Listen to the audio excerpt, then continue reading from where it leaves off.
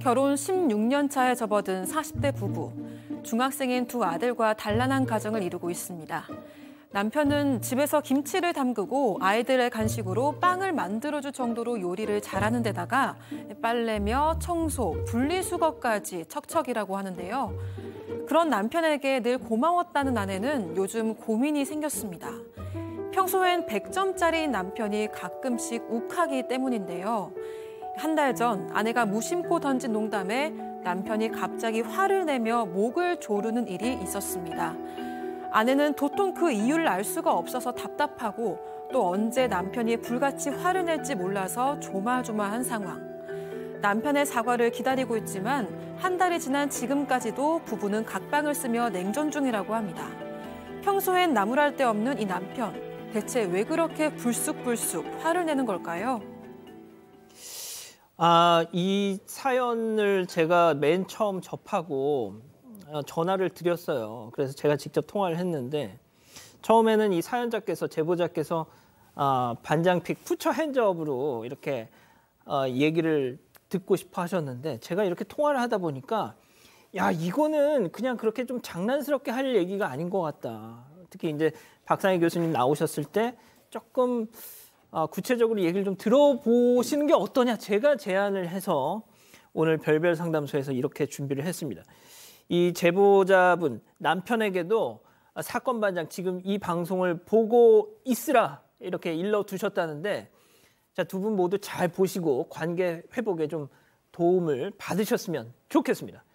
자, 가장 최근에 욱했던 그 사건.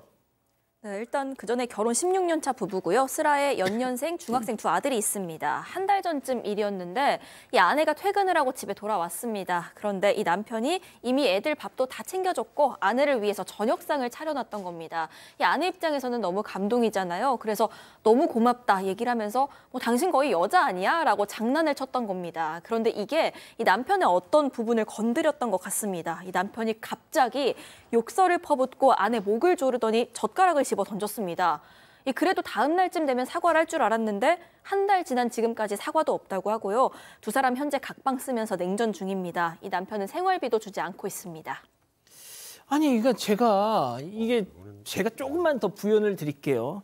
그러니까 이렇게 저녁 퇴근하고 집에 왔는데 저녁상을 딱 남편이 챙겨줘가지고 너무 고마워서, 당신 여자 아니야? 혹시 뭐 당신 뭐 가슴 뭐 이렇게 달렸어? 뭐 이런 식의 진짜 그냥 농담을 했는데 갑자기 이렇게 했다는 겁니다. 사실 좀 가장 걱정이 되는 건 이제 예를 들어서 이게 우리가 객관적으로 봤을 때 상대방이 충분히 화가 나거나 정색할 만한 상황이었겠구나라고 느껴져야 이해가 되고 그다음에 어떤 설명이 가능한 건데, 사실 지금 상황에서 정색을 하는 걸 넘어서서 목을 조르고 폭행까지 했다는 건 저는 개인적으로 좀 납득이 참 어려운 상황인데요.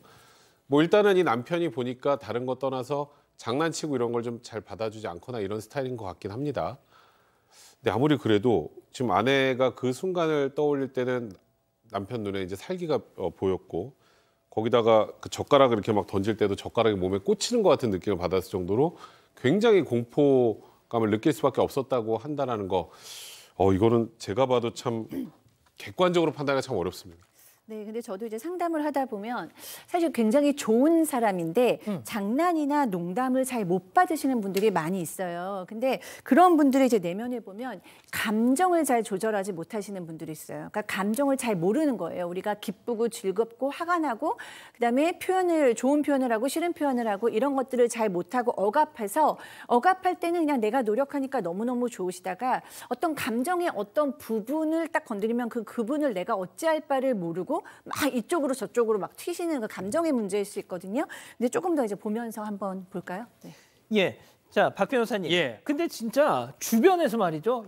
너 진짜 결혼 잘했다. 어떻게 저런 남자를 만날 수 있니? 정말 친구분들이 너무너무 부러워하셨다는 거예요. 그렇죠. 평소에 하는 행동을 보면 좀 놀랍습니다. 김치를 담굽니다.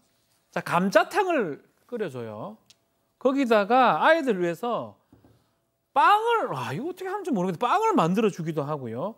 거기에다가 청소라든지 빨래라든지 분리수거라든지 살림에 대해서는 아주 도맡아서 적극적으로 한다고 합니다.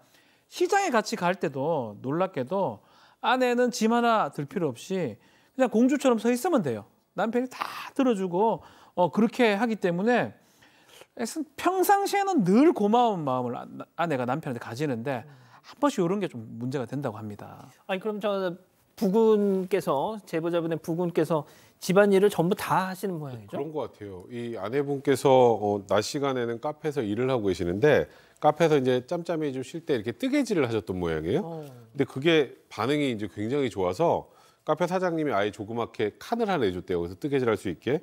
이제 그렇게 카페에서 퇴근하고 집에 와서 뭐 또 뜨개질도 하고 하면 아무래도 아이를 육아를 하거나 뭐 그 집안 살림을 하는 건 좀 소홀해질 수밖에 없었겠죠. 근데 이게 한 3년 정도 됐는데 남편이 원래 살림에도 적극적이었지만 지금 이 과정에서 더 적극적으로 지원을 해주면서 청소, 빨래, 애들 챙기는 걸 다 도와줬다고 합니다.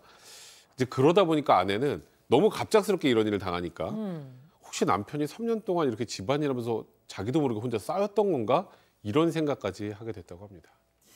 그러니까 제가 이 제보자분하고 통화를 하면서도 그러니까 본인도 이 도대체 영문을 모르겠다고 결국 통화 막바지엔 막 펑펑 우시면서 저랑 통화를 하는데 제가 너무 마음이 아팠어요. 네, 사실 이유가 가장 궁금한 사람이 바로 이 아내일 텐데 그동안 안 물어본 것도 아닙니다. 그런데 이유를 물으면 더 불같이 화를 낸다고 합니다. 그 예전에 신혼 초에도 남편이 이런 식으로 갑자기 굉장히 불같이 화를 낸 적이 있었는데 그때는 이 제보자 역시도 첫 아이 낳고 나서 좀 지치고 예민해 있을 때였다고 합니다. 그래서 둘 다 일단 좀 삭히고 나서 좀 시간이 지났을 때 그때 왜 그랬냐 이런 식으로 좀 물어봤다고 합니다. 그런데 남편은 그 부분에 있어서 더 화를 내면서 더 열받아 했다고 하고 그때 기억이 제보자에게는 일종의 좀 트라우마처럼 남아서요. 이 남편에게 왜 이걸 묻지 못하고 그냥 지나쳐 왔다고 합니다. 게다가 이 남편이 평소에 굉장히 좀 무뚝뚝한 성격이고 단 한 번도 속마음을 털어놓은 적이 없을 정도입니다. 그래서 아내로서는 이 남편의 진짜 속마음이 뭔지 그게 가장 궁금한 상황입니다. 자, 아이들은 어떻습니까? 네, 아이들도 이제 중학생인 두 아들이 있는데 첫째는 남편을 닮아서 좀 진지하고 둘째는 엄마를 닮아서 좀 장난도 잘 친대요. 그런데 이 남편은 좀 둘째한테 더 엄하고 한 번은 둘째한테 좀 멱살을 잡은 적도 있다고 합니다. 그래서 아내는 걱정이 되는 거죠. 혹시 둘째가 날 닮아서 더 그러나? 라는 생각이 좀 들어요. 그렇지만 이제 그래도 뭐 부부가 사이가 좀 대면대면하고 별로 안 좋을 때도 또 아이들이 뭘 물어보면 자상하게 다 잘 대답해주고 있다고 합니다. 자, 여기서 중요한 거. 과연 이번 목졸림 이게 처음이었냐 아니면 뭐 두 번째 이상이었냐. 처음이 아니었던 게 문제입니다. 그때도 사실 좀 황당한 상황이었는데요. 그러니까 7년 전이니까 이제 결혼 9년 차 때 그 당시에 제보자가 친정엄마하고 조그만 반찬 가게를 하고 계셨대요. 근데 친정어머님이 전날 수술을 한 상태여서 가게가 걱정돼서 이렇게 좀 나와 있었다고 하는데 남편이 가게 와서 불쑥 이제 장모님한테 김치가 떨어졌다 이런 얘기를 했다고 합니다. 그래서 이제 일단 어머니 집으로 보내고 남편한테 지금 전날 수술하신 분이잖아요. 어떻게 사람이 그럴 수 있냐? 그랬더니 갑자기 남편 눈이 이번처럼 딱 돌고 달라지면서 아내 목을 조르고 아이고야. 밀쳐서 허리에 피멍이 들었다고 합니다. 목에도 손자국이 한참 남아서 목에 파스를 붙이고 있을 정도였다고 하는데 당시에 남편은 친정아버지 앞에서 무릎 꿇고 다시는 그러지 않겠다. 그렇게 이제 빌어서 제가 참고 지내왔는데 이번에 다시 또 이런 일이 터진 겁니다. 아, 박 변호사님. 예. 여기 맥락이 있어야 되거든요. 뭐 이럴 때는 화낼만 하다 하면 약간은 이제 받아들이기도 합니다. 당하는 사람 입장에. 뭐 그걸 목 조르는 거 받아들이기는 좀 쉽지는 않지만. 근데 문제는 왜 이 상황에서 저렇게까지 화내지? 이런 부분이 좀 있는 것 같아요. 예를 들어서요. 친정 식구들하고 다 같이 고기를 먹고 있는데 숯불로 좀 구우니까 조금 속도 느리니까 옆에 전기로도 좀 굽자라고 친정아버지가 얘기를 하니까 갑자기 또 화를 낸 겁니다. 아니 내가 숯불로 굽고 있는데 왜 전기로 굽느냐라고 또 그 많은 친정 식구들 있는 데서 장인 앞에서요? 장인이 있는 데서 화를 냈다고 합니다. 그러니까 다들 이제 이런 생각한 거예요. 왜 이 타이밍에, 왜 이 맥락에, 왜 이 상황에 저렇게 화를 낼까? 그 부분을 모르겠다라고 합니다. 좋습니다. 알겠습니다. 그럼 여기서 오늘의 궁금증 짚어보죠. 평상시 가족들에게 잘하던 남편 이렇게 갑자기 욱하고 화를 내면 딴 사람 같은데 도대체 왜 그런 것이냐. 이게 참 일단 박 변호사님부터. 저는 사실 뭐 이게 전문가가 아니기 때문에 사실 저는 사실 좀 유심히 보면 알 수 있을 것 같은 생각이 들어요. 그러니까 실제로 어떤 대화 때문에 화를 내기도 하지만 뭔가 본인의 어떤 컴플렉스라든지 아니면 어떤 행동이라든지 아니면 뭐 그런 것 때문에 화낼 가능성이 저는 있지 않을까. 정말 맥락 없지는 않을 것 같아요. 어떤 내용에 대한 어떤 단어가 나왔을 때 하는지를 한 번 더 좀 구체적으로 남편분하고 얘기를 좀, 근데 그걸 얘기를 안 할 거예요. 왜냐하면 얘기하려면 본인의 컴플렉스이기 때문에. 저는 그렇다고 보거든요. 그냥 만약에 화를 내고 뭐 맥락 없이 화를 내면 이상한 거잖아요. 저는 그건 아니라면 뭔가 어떤 단어, 뭔가 어떤 행동 그런 것들이 있지 않을까 조심스럽게 좀 얘기를 해보고 싶습니다. 자, 백 변호사님. 저는 뭐 이 방송을 남편분도 보실 거라고 하니까 좀 꼭 말씀을 드리고 싶은 게 이 본인 혼자 마음속에 담아두고 아내 이 제보자분한테 본인의 상황에 대해서 내가 왜 화가 났고 그때 이런 일이 있었고 뭐 그에 대해서 허심탄회하게 서로 얘기를 나누지 못한다면 그래서 이 아내분은 평상시에도 앞으로도 언제 이런 시한폭탄이 떨지 모르게 산다면 이건 같이 못 삽니다. 이거는 정말 이혼 당해야 마땅한 상황이에요. 그렇다면. 그래서 저는 이 남편분께서도 본인이 그동안 잘했는데 억울하다고 느낄 수 있겠지만 이 한 번씩 터지는 시한폭탄 같은 게 이 제보자 입장에서는 같이 못 살 수 있는 사유가 충분히 됩니다. 그러니까 이거는 본인이 먼저 가슴에 마음의 문을 열고 아내분하고 그간 있었던 일들에 대해서 하나하나 얘기를 하면서 두 분이 푸시는 작업이 반드시 필요하고 그게 아니라면 진짜 좀 위험한 보고 같습니다. 아이들도 위험해지죠. 자, 제가 이 사연자 제보자분하고 통화를 하는데 좀 있으면 시가 제사가 다가온답니다. 근데 걱정하시는 게 남편하고 이걸 해결 못하면 시가 제사 가야 되는데 어쩌죠?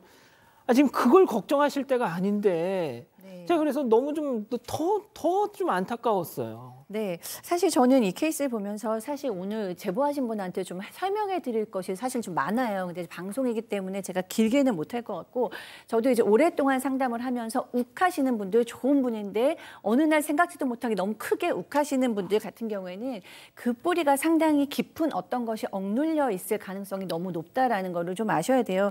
남편도 어떤 그런 화라던가 분노라던가 표출하지 못한 것이 깊게 억압되고 부정되고 회피되어 있을 것입니다. 그런데 그것을 왜 우리가 방어기제라고 부르는데 그 방어기제를 왜 뚫고 나오지 못하고 사랑하는 아내한테도 얘기 못하느냐. 그걸 얘기하는 것이 아프고 괴로우니까 들어간 거고 그거를 표현하는 방법을 아직 못 배우시거나 기회가 없었던 것 같아요. 그러다 보니까 더 무뚝뚝해지고 농담도 못하고 감정도 잘 처리하지 못하고 이런 상태가 되신 것 같은데 사실 뭐 집안일 3년 했다고 이렇게 욱하셔서 목까지 조르는 상태는 아니실 것 같고요. 뭔가 깊이 쌓여있고 억눌러져 있는 그 아픔이나 어떤 괴로움 같은 것들을 이제는 드러내야만 이게 해결이 될 것 같아요.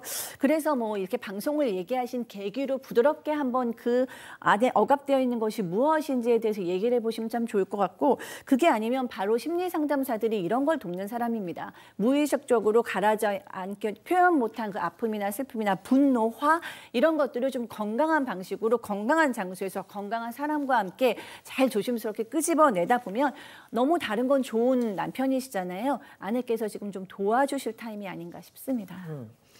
뭐 진짜 교수님이 얘기하셨지만 뭔가 진짜 이 전문 상담을 받아보실 필요가 있다는 생각이 듭니다. 자, 우리 가족 여러분들 말씀 좀 짧게 좀 전해주세요. 네, 이 아기 천사님도 우리 남편도 똑같아서 병원 갔는데 심각한 우울증 진단 받았어요. 꼭 가보세요. 이런 말씀 주셨고요. 이 히카님 너무 참기만 해서 화를 푸는 법을 잘 모르시는 거 아닐까요? 이런 의견도 주셨습니다. 가족 여러분 잊지 마시고 구독과 좋아요, 알림 설정 여기.